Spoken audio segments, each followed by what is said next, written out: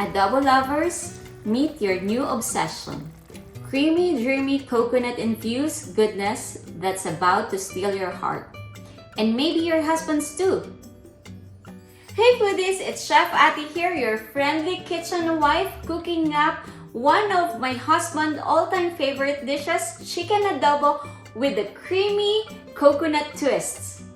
It's tangy, it's rich, it's comforting, and it's full of Filipino soul. Let's jump right in!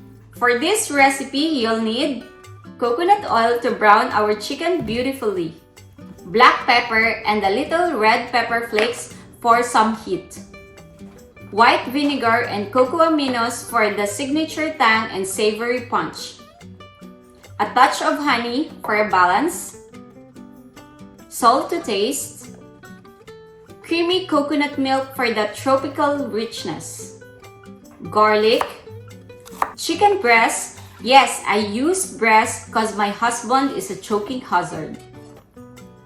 And green onions at the end to brighten up the dish. Heat up your coconut oil in a big pot over medium heat. Place your kitchen breast and listen to that sizzle. Let it cook for 4 to 5 minutes until it gets golden. Flip it. Cook the other side the same way. This step is where all that deep flavor begins. Next, toss in your garlic, black pepper, and red pepper flakes. Let them cook for about 30 seconds until your kitchen smells like you just booked a fancy dinner reservation. Now, pour in the coconut milk, vinegar, cocoa aminos, and honey. Stir it all together and bring it to a gentle boil.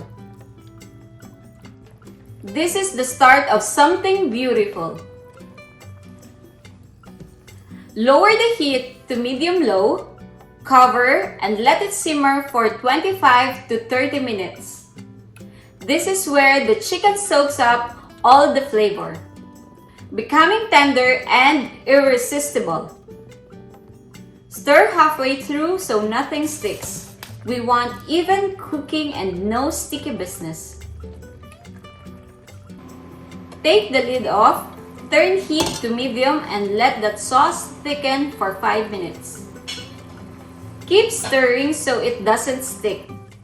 Taste test and adjust salt if you need.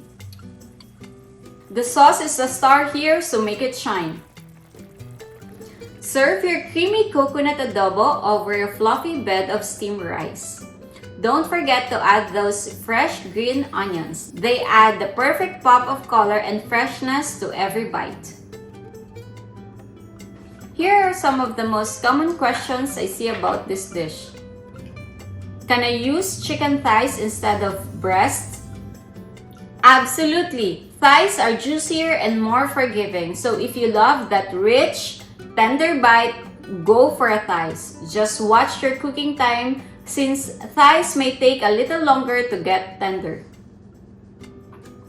Can I substitute coconut milk for something else?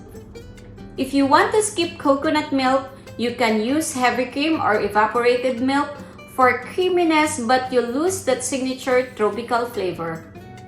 Or, for a lighter version, try coconut cream diluted with water. But coconut milk is what gives this dish its soul. What's the role of cocoa aminos here? Cocoa aminos bring a soy sauce-like umami with less salt, balancing out the tangy vinegar and rich coconut milk beautifully. It's a game changer for flavor. How spicy is this? The red pepper flakes add just a mild heat, enough to warm your taste buds without making it too hot. Feel free to skip or add more depending on your spice tolerance. Can I make this in advance? Absolutely! Like most adobo, this tastes even better the next day. Just store it airtight in the fridge and gently reheat before serving. Can I use bay leaves in this recipe? Yes, although not in your listed ingredients. Adding 1 or 2 bay leaves during the simmer phase can add an extra aromatic note that brightens the overall flavor. Just remove them before serving for the best experience. If you made it this far, thank you, foodies! Click like, comment, and subscribe for more easy dishes made with love. And if you're in the mood for another treat, watch next!